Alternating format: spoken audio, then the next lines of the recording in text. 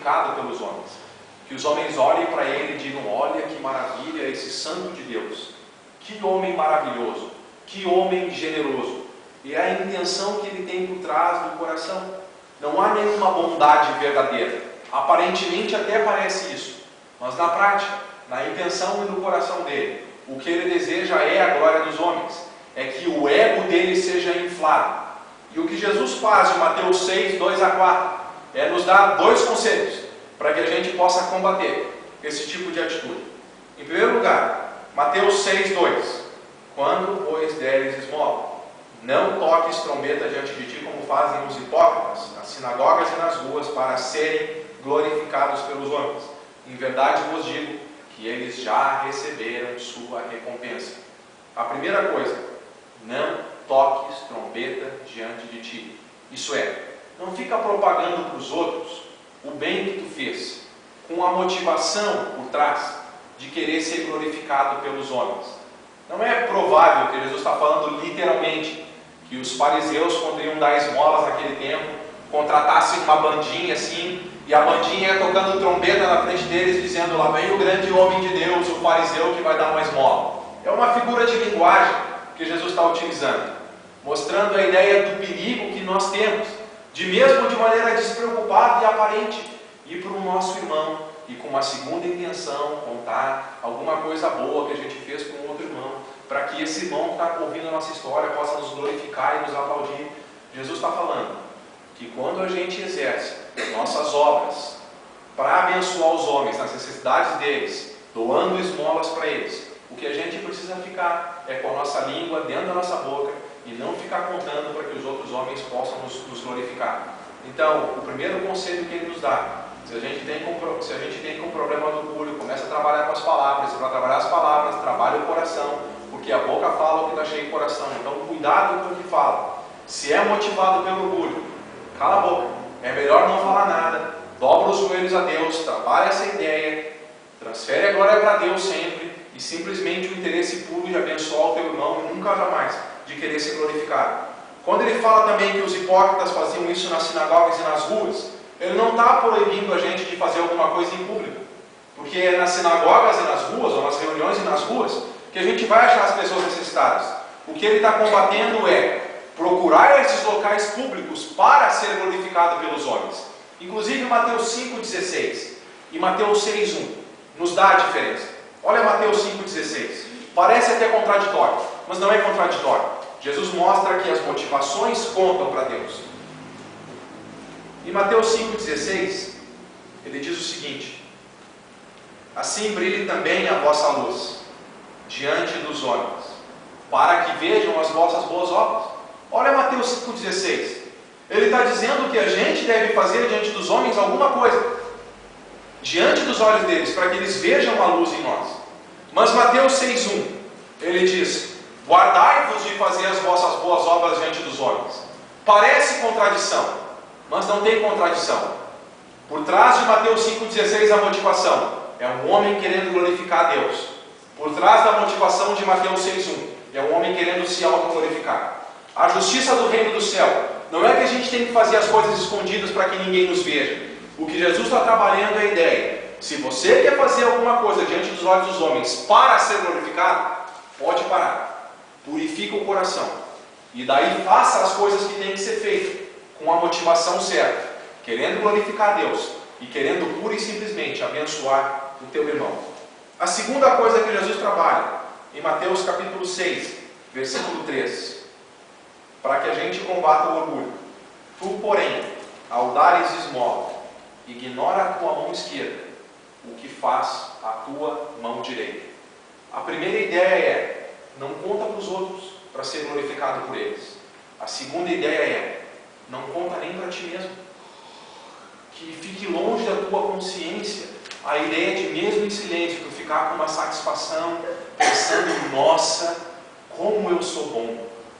Se não fosse eu naquele local, pobre daquelas pessoas, não existiria aquele trabalho, aquelas pessoas ali, enfim, elas não são nada sem mim. Quase pensando como se a gente fosse o Deus do local, quase pensando como se a gente suprisse aquele local, e que sem nós nada aconteceria. Jesus está trabalhando a ideia então, em Mateus 6,3. Não glorifica nem a ti mesmo, não conta nem para ti mesmo que tu fez alguma coisa. Não queira uma recompensa, não queira nem no coração o desejo de ser aplaudido pelos homens pelo bem que tu fez para o outro, porque a recompensa para o verdadeiro cristão, a recompensa que ele espera, é a recompensa pura que ele recebe do Pai Celestial dele. E a coisa que ele está procurando não é reputação, não é que os homens reconheçam ele como bom, mas o que ele deseja é ter um coração que nem o coração do Pai dele. E o coração de Deus ama os pobres. E Deus simplesmente abençoa os pobres porque Deus é amor. E somente isso. Em Mateus 5,48, a gente está sendo chamado a ser perfeito como perfeito é o Pai Celestial. E a grande recompensa que os cidadãos do reino celestial têm é: eles são parecidos com Deus. Eles têm o caráter de Deus. Eles têm o coração de Deus. Essa grande recompensa pelo trabalho e graça de Deus na nossa vida, a gente ganha já nessa vida. E olha para Mateus 25, uma outra grande recompensa que nós temos da parte de Deus. A gente sabe que tem um grande mandamento. O grande mandamento, Mateus 22, 37, amar Deus sobre todas as coisas. E o segundo, amar o nosso próximo como a gente ama a nós mesmos, Mateus 22, 39. E eles estão ligados, como a gente está vendo. Se a gente não ama a Deus, a gente nem tem como amar o próximo, porque a gente está em trevas. E depois vai ter, no último dia, não o grande mandamento, mas vai ter um grande julgamento. Mas esse grande julgamento vai ser baseado na ideia se nós cumprimos com os grandes mandamentos. Mateus 25, 31.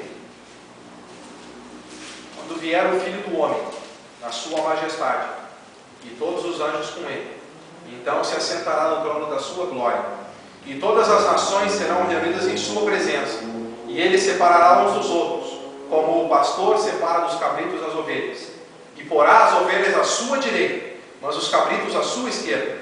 Então dirá o rei aos que estiverem à sua direita: vinde, benditos de meu Pai, entrai na posse do reino que vos está preparado desde a fundação do mundo.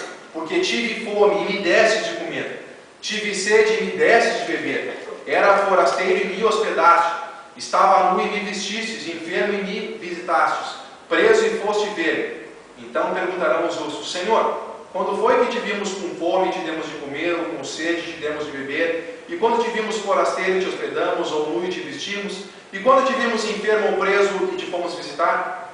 O rei respondendo lhes dirá: em verdade vos afirmo, que sempre que o fizestes a um desses meus pequeninos irmãos, a mim o fizestes. Se nós, de maneira pura, íntegra, amamos o Senhor para glorificar Ele, e como consequência, de maneira pura e íntegra, sem nenhuma segunda intenção de autoglorificação, amamos os nossos irmãos, e praticamos isso na nossa vida, então nós vamos escutar no último dia, porque cumprimos com os dois grandes mandamentos: vinde benditos de meu Pai, e a grande recompensa, versículo 34, entrar na posse do reino, que está preparada para os verdadeiros filhos de Deus, que têm o caráter dele, desde antes da fundação do mundo. Ele já tem preparado para nós o reino, o tipo de pessoa que tem, de fato, o caráter dele. Por isso, em Mateus 6,4, ele diz: para que a tua esmola fique em secreto, e teu Pai que vem em secreto, é Ele que vai te recompensar. Para que a gente possa encerrar essas ideias todas, duas coisas. A primeira, nós temos um exemplo perfeito desse coração descuidado de si mesmo, que glorifica a Deus sobre todas as coisas e que ama os homens com a intenção mais pura possível. E esse alguém é Jesus Cristo, nosso Senhor e nosso Salvador. João capítulo 5, versículo 19. Ele disse que não veio para cumprir as obras dele, mas ele veio para cumprir as obras de Deus, querendo glorificar a Deus. Mateus capítulo 5, João capítulo 5, versículo 30. Ele não veio para fazer a vontade dele, mas ele veio para fazer a vontade do Pai. João capítulo 12, versículos 49 e 50. Ele não veio dizer as palavras dele, mas ele veio dizer as palavras do Pai. Lucas capítulo 19, versículo 10. Ele veio para buscar e salvar o perdido, naquela história de Zaqueu, de maneira que Jesus nunca viveu para ele mesmo. Ele sempre esteve crucificado para ele mesmo, e sempre vivo para a glória de Deus e para o serviço aos homens. Pois é esse tipo de atitude, olhando para Jesus Cristo, que os verdadeiros servos do Senhor almejam ter, e almejam que o nosso Deus Todo-Poderoso, pela graça dele, possa trabalhar em nós, e pelo poder que vem dele, a gente possa viver tudo isso que ele tanto almeja para cada um de nós. E Apocalipse, capítulo 4, que é a segunda ideia. Apocalipse, capítulo 4, tem Deus sentado num trono no centro do universo, e tem os seres celestiais mais exaltados, glorificando o nosso Deus, que merece toda a glória e toda a honra, sem cessar. Tem 4 seres viventes, que representam serafins e anjos exaltados diante do trono de Deus, e tem 24 anciãos que têm coroas na cabeça, que representam o povo de Deus de todas as eras, também glorificando o nosso Deus. E olha Apocalipse 4:8, e os 4 seres viventes, tendo cada um deles, respectivamente, 6 asas, estão cheios de olhos ao redor e por dentro, não têm descanso, nem de dia, nem de noite, proclamando: Santo, Santo, Santo é o Senhor Deus, o Todo-Poderoso, aquele que era, que é e que há de vir. Quando esses seres viventes derem glória, honra e ação de graças ao que se encontra sentado no trono, ao que vive pelo século dos séculos, os 24 anciãos prostrar-se-ão daquele que se encontra sentado no trono, adorarão o que vive pelos séculos dos séculos, e depositarão as suas coroas diante do trono, proclamando: Tu és digno, Senhor e Deus nosso, de receber a glória, a honra e o poder, porque todas as coisas tu criaste, sim, por causa da tua vontade vieram a existir e foram criadas. O céu, sem cessar, de dia e de noite, devota toda a honra e toda a glória para o nosso Senhor. E uma das orações que Jesus Cristo nos ensinou é: seja feita, nosso Deus, a tua vontade aqui na terra, assim como ela é feita perfeitamente já no céu. E o céu, a todo instante, está glorificando o nosso Senhor completamente. Não há divisão de glória no céu. Toda a glória é do nosso Senhor. E o povo de Deus, que representa aqui na terra, o Senhor na terra, deve também, desejoso no coração, representando o céu na terra, dar toda a honra, glória e louvor ao nosso único Deus, que criou todas as coisas, que criou o universo, aquele, como disse Apocalipse, que vive pelos séculos dos séculos, aquele que é santo, santo, santo, que era, que é e que há de vir. E se toda a glória é do Senhor, nenhuma glória é nossa, e nenhuma glória é de nenhum homem. O Senhor não aceita divisão. Para que a gente aprenda a se relacionar bem com os outros, a gente precisa resolver o nosso relacionamento com o Senhor. E para resolver o relacionamento com o Senhor, humildade e devoção completa a Ele. Aí então Ele vai dirigir nossa vida, transformar nossa vida, e nós vamos ter um relacionamento com Ele abençoado e um relacionamento uns com os outros abençoados.